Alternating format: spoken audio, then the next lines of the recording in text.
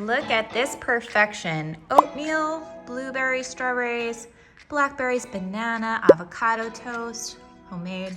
Bobby boy eats good, doesn't he? Oh, just had to get me on. It's too early for me to be on camera I'm because... flipping that thing around. Don't you dare. Just shut up and eat your perfectly cooked oats. What's up, everyone? So today is the $1,500 freeze out. So I'm excited for this one. You get one shot and one shot only. I like freeze outs because it makes it a little bit easier on the rec players because the pros don't have unlimited bullets to fire. So I'm gonna run the same contest. I'm gonna give 1% of whatever I cash in the next tournament to a random subscriber who posts my channel link or a link to my video on their social media. Take a screenshot, put it in the comments, or put the link to that social media account in the comments so that I can verify. And then I'm just gonna close my eyes, randomly pick one, and you will have 1% of the next tournament that I play, whatever I cash for. So, all right guys, let's head down there. You guys, I have the most supportive fiance. Look at that. He ordered these for me and he's wearing them. Well, yeah, but look, I'm actually going to the World Series of Poker in a WPT shirt. So, and I'm friends with a lot of WSOP people, and I'm friends with a lot of WPT people. So what do? It's like going grocery shopping. It's you like, covered the logo and you put your love's YouTube channel. Nerd level 100. You know what? I'm not gonna be embarrassed by these patches because I'm proud of the channel and I want to spread the poker love. So yeah, we'll give them out to whoever wants them. Whoever wants a patch, let me know. Come up to me if you see me. I dare you. I dare you. Dare me? I dare them. I dare you. I dare you to rock my patch. Nobody would wear that. I think they would. Let me know in the comments if you would wear my patch. Okay, let's go. Okay, so we are en route.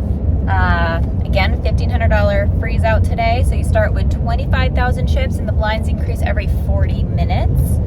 So it's a good structure. Blinds start at 100, 100. And you have one tournament life. So I'm not gonna be trying to take like super high variance lines early. Gonna try and play small ball in the beginning and hopefully let people make mistakes to me and build a stack so that we can get our fourth cash. We've had a little bit of a dry spell the last few tournaments, running pretty bad as you guys saw. But yeah, what about you, Bobby boy? Do you have any advice on freeze outs? I don't know. I'm running bad too. My aces keep getting cracked and stuff, so I might go play the $250 deep stack at the World Series of Poker. They have these wonderful tournaments that run every night for $250. I think some of them are $125. And I like to use them as therapy. I just go. He's never ever played the deep stack daily. Yes, I have. You have? Yeah. Oh. He's so gonna play the freeze out when he gets there. I know you. I know you. I might do You're so both. full of it. Okay. I might do both. You don't know. I might guilt him into playing. Yeah, that's more like it. That is exactly what you're doing, isn't it? Let's talk a little bit about what you were in a relationship with a poker player, and how old were you when you first started playing poker? I love the look of fear on your eyes. I know. I don't know where you're going with that. Yeah. So I have always played poker. I started playing poker when I was a child. That doesn't count. My We've brother all played taught me. poker My when we were a grandma taught me. child. Okay, fine. All right. I started playing it a lot more in college. I did go to college and I did graduate with a degree in political science, believe it or not. Doing nothing with that, of course, but And blah, blah, blah. And I went to Oxford for a semester. I did. I studied at Oxford for a semester, but this is not what you guys want to hear. Okay. So right after I graduated college, I started dating a pro. I'll name him nameless. Right? Oh, Mark Ioli. He was the Dutch 4141. He was Supernova Elite for 6 years in a row on PokerStars. So he taught me how to mass multi-table online. So instead of playing one hand, you know, where you're seeing 30 hands an hour, I was playing 24 to 30 tables at a time, seeing thousands and thousands of hands an hour. Was it just one screen, or did you guys have multiple? two big monitors, two 30-inch monitors. Right. And so all of that volume and all of that, all those hands really helped shape my game. And after after online poker was banned in America, I moved up to Canada with a group of poker pros, including Greg Merson. He is the 2012 World Series Poker main event champion. At 5:45 in the morning on Halloween, Greg Merson eliminated Jesse Sylvia to become the 2012 World Series of Poker main event champion. I had a really great group of mentors that helped me learn the game. It's all we would do. We would just sit and play online day in, day out, every day. And that's how I really accelerated pretty quickly in poker. And then you were in New York, right? This was after. And you were a player for people that would play at home. They're called underground games, but Home games. whether they're rakes or not, depends if they're legal or not. You, of course, would only play in legal games with friends. Yes. Yes, and these friends will remain nameless. Yes. As we talked about earlier, I played in some very high stakes games. What's high stakes? I said in the last vlog, I played all the way up everybody to... watches every vlog. Okay, babe, I so. played all the way up, from 510 PLO to 200, 400 PLO.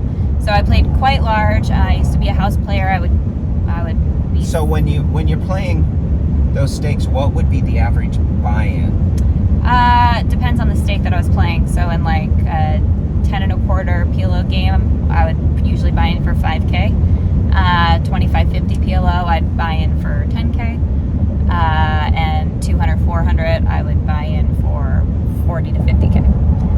I've been into the game for over 100K before, and I have a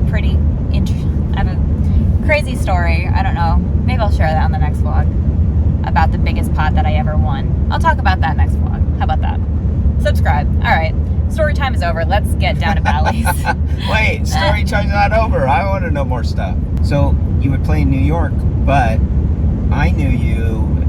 We weren't dating or in a relationship, but I knew you because you would also be flown out to places and play in other private games that were high end. Yeah, so there, I was traded, so the game runners would send me to different games all over the country. I played in some massive games in Beverly Hills, in Las Vegas, all over. They would have, massage therapists, and it would be catered by the best chef, and you can order whatever you wanted from the table. If I said I want steak and lobster, they would go out and get me steak and lobster. If I needed a charger, they'd go out and buy a charger. So it was very cushy, very, very good, juicy games. And Did you ever play with celebrities? I did play with celebrities. Probably don't want to name all the I'm not celebrities. going to name them. And in the comments, they ask a lot, like, did you ever play in Molly's game? I've been to Molly's game. I haven't played in Molly's game, but I've been. And why didn't you play? I wasn't playing that big at the time. Oh, okay. Yeah. I have a lot of friends that played in that game, though. All right. I think that's enough stories. I think for that's today. enough stories for today. Thank you for sharing. Thanks for listening. Thank you for dating a private investigator who asks a lot of questions. When this camera's off, I'll ask a lot more questions about who these men were. Bye.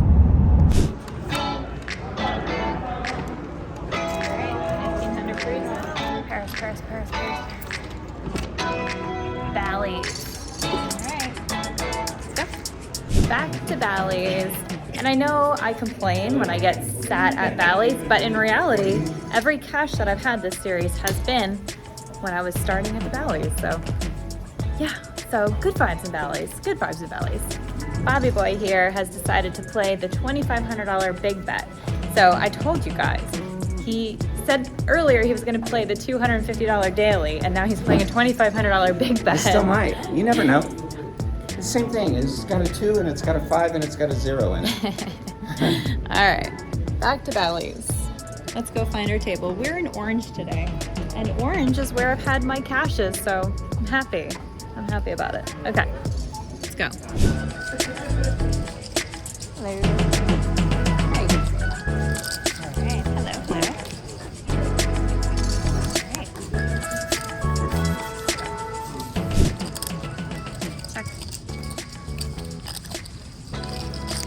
Check. Check, check. Check, check.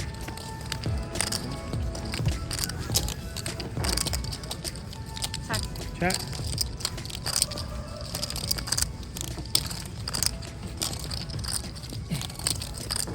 $2,000. Oh.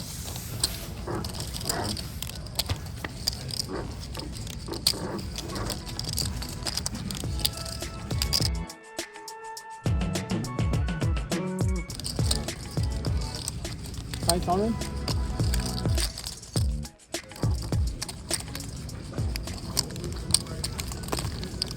Showdown, please.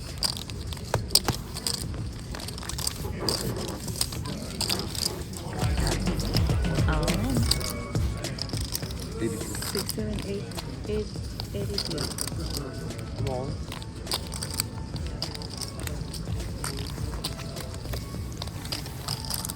Oh wow. Ooh. Yeah, that's unlucky. Good one.